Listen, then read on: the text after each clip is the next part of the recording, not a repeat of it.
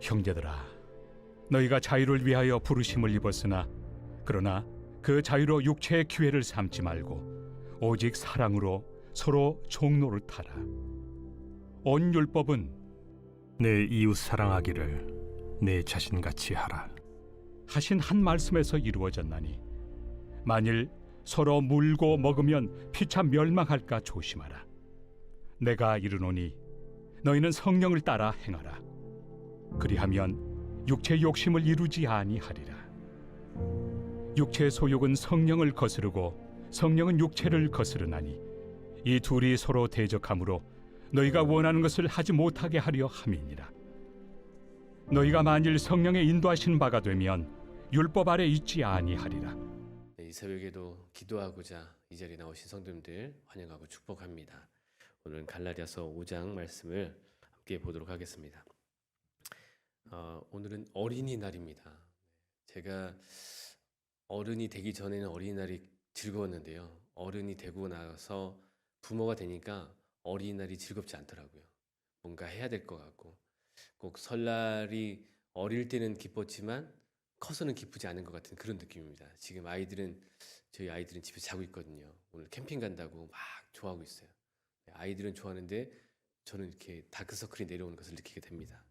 그래서 참 사람이 되게 간사하다. 어떤 상황에 놓이냐에 따라서 기뻤던 것이 그렇지 않을 수도 있구나 라는 것을 보게 됩니다. 네, 오늘 말씀을 통해서 함께 은혜 받고자 합니다. 기독교 신앙에서 절대 양보할 수 없는 것 하나를 꼽으란다면 아마 구원을 꼽을 겁니다. 다른 것 조금씩 양보할 수 있어도 구원만큼은 어떻게 구원받는가에 대한 것은 절대 양보할 수 없는 부분인 것 같습니다. 어떻게 구원받는가는 너무나도 중요한 부분이고 이 부분에 있어서 조금만 잘못 이해하게 되면 이단으로 정죄를 받습니다. 그 사람이나 그 단체는 이단이 되는 것이죠.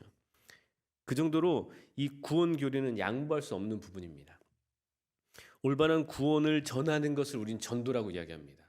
이게 그저 그냥 내가 아는 지식을 전하는 게 아니라 올바른 구원을 전하는 것을 전도라 이야기합니다. 바울은 갈라디아 지역의 전도를 통해서 그 지역에 교회를 세웠습니다. 바울은 그가 전한 복음으로 인하여 그들이 교회가 되어지고 모이는 것을 기대했고 그것이 실제로 일어났습니다. 갈라디아 지역의 교회는요, 바울이 전한 복음을 듣고 믿음으로 성령을 받았습니다.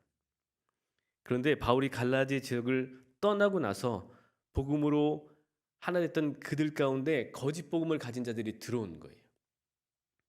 그리고 갈라디아 지역의 교회들을 혼란스럽게 만들었습니다. 다른 복음을 가지고 들어온 거예요. 다른 복음이라는 것은 구원을 위해서는 예수 그리스도만으로 충분하지 않고 율법을 지켜야 된다는 거예요. 그래서 이것을 도식으로 한다면 그리스도 더하기 모세 율법입니다. 이래야 구원을 얻을 수 있다는 거예요.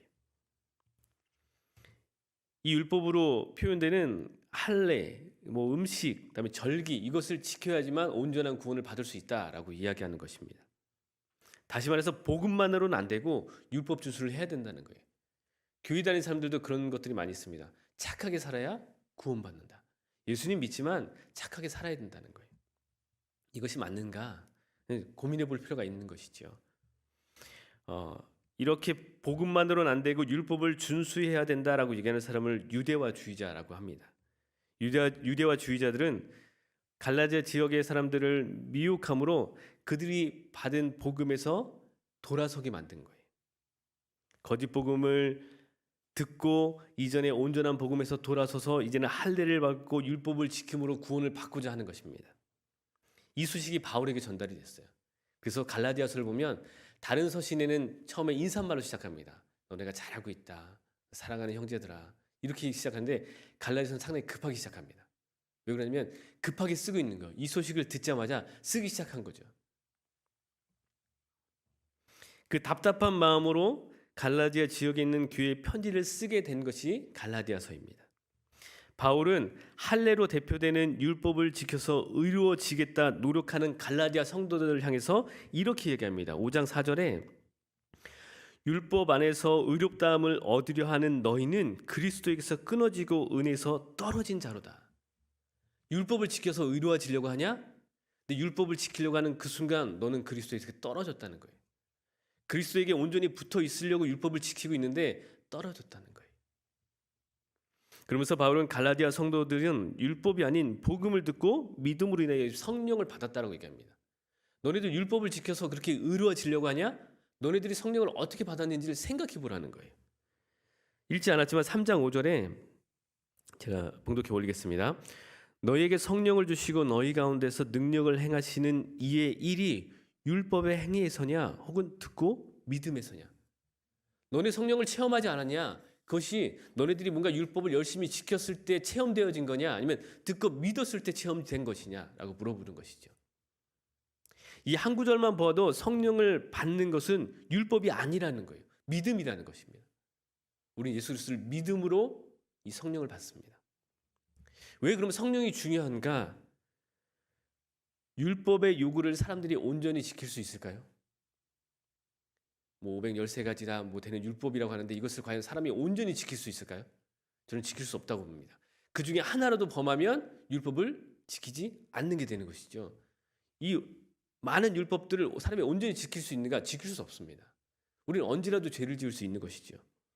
그런데 성령은 우리로 하여금 율법의 요구를 온전히 지키게 만드십니다. 이게 어떻게 가능한가? 그럼 어떻게 성령이 우리를 도우시는가? 로마서 8장 27절에서 28절 말씀을 봉독해 올리겠습니다. 마음을 살피시는 이가 성령의 생각을 아시나니 이는 성령이 하나님의 뜻대로 성도들을 위하여 간구하심이니라. 우리가 알거니와 하나님을 사랑하는 자 곧 그의 뜻대로 부르심을 입은 자들에게는 모든 것이 합력하여 선을 이루는지.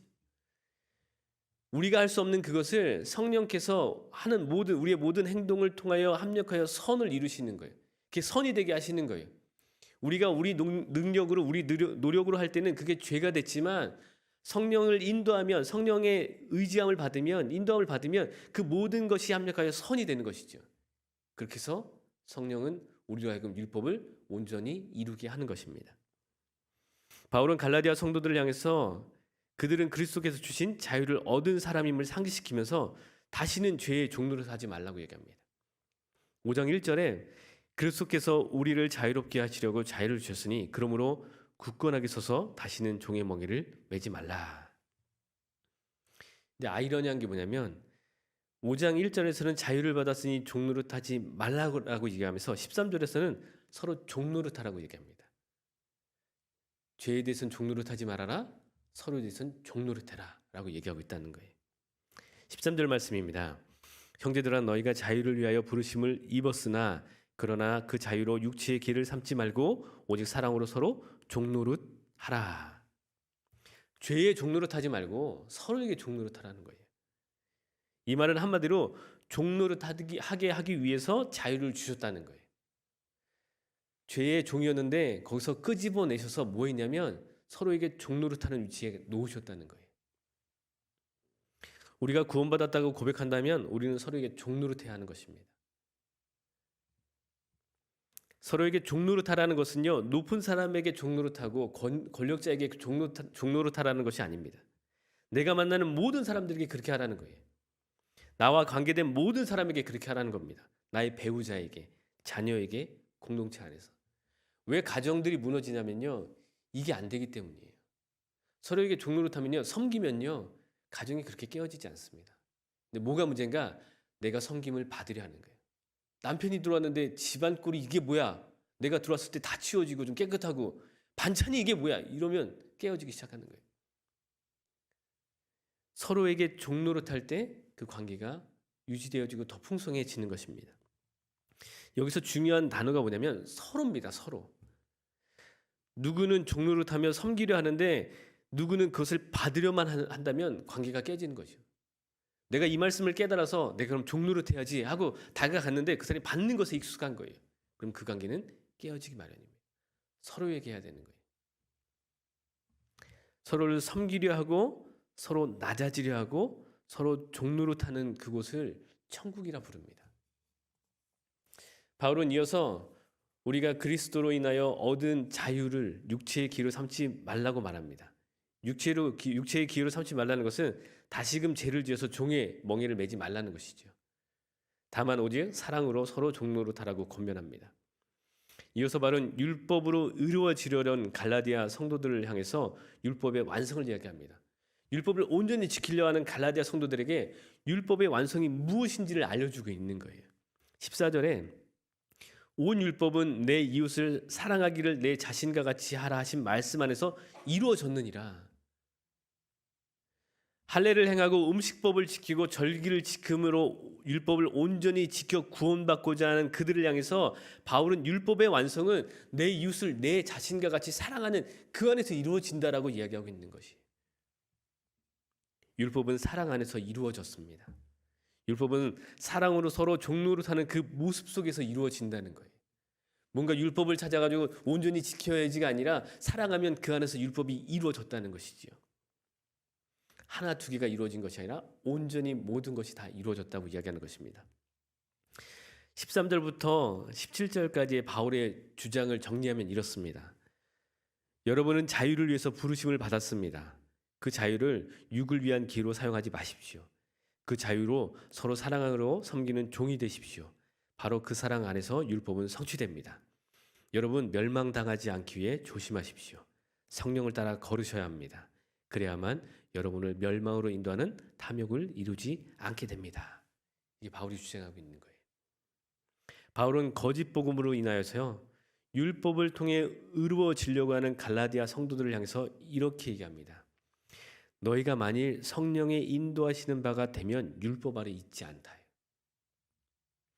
성령의 인도하시는 바가 되면 율법 아래 있지 않습니다. 율법을 지켜야지, 뭘 지켜서 의로워져야지, 구원받아야지, 복받아야지 이런 거 생각하지 않아도 된다는 거예요. 율법을 지키고 율법으로 의로워지려 한다면 그는 성령의 인도하심을 받고 있는 것이 아니라는 것이죠. 뭔가 행위적으로 세운다면 이미 성령은 나에게서 멀리 있다는 것입니다. 우리는 예수 그리스도의 십자가 보혈로 모든 죄를 씻음을 받았습니다. 그래서 더 이상 우리는 죄 아래 있지 않습니다. 우리가 이것을 아는 것이 중요하고요. 이것이 은혜임을 깨닫는 것이 너무나 중요합니다. 왜냐하면 이미 죽은 자신을 살리신 하나님이 살리셨던 그 생명을 가지고 우리가 하나님께 나아갈 수 있기 때문입니다. 하나님께서는 우리가 서로를 사랑하기를 원하십니다. 근데 이 사랑은요, 우리의 노력 가지고 안 됩니다.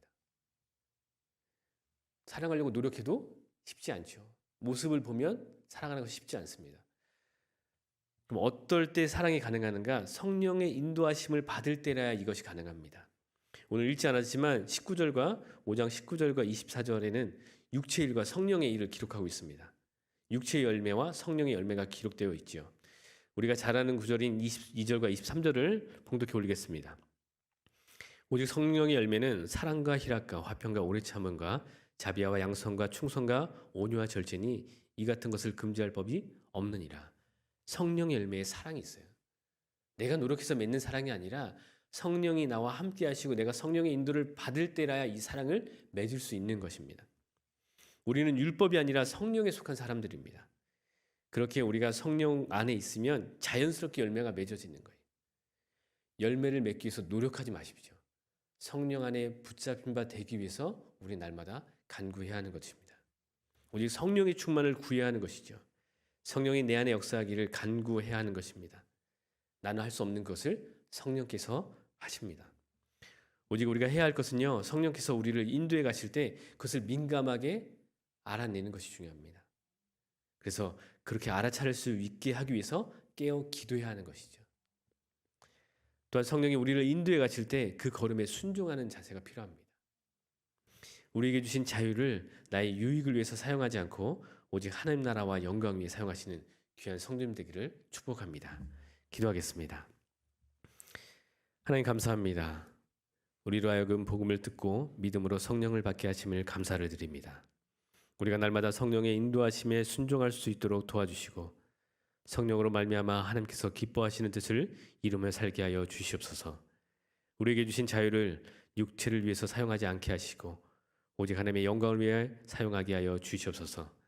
오늘 하루도 성령으로 충만한 하루가 되게 하시며 주님과 동행하는 하루가 되게 하여 주시옵소서. 오늘 하루도 주님께 의탁드리오며 예수님의 거룩하신 이름으로 기도합니다. 아멘.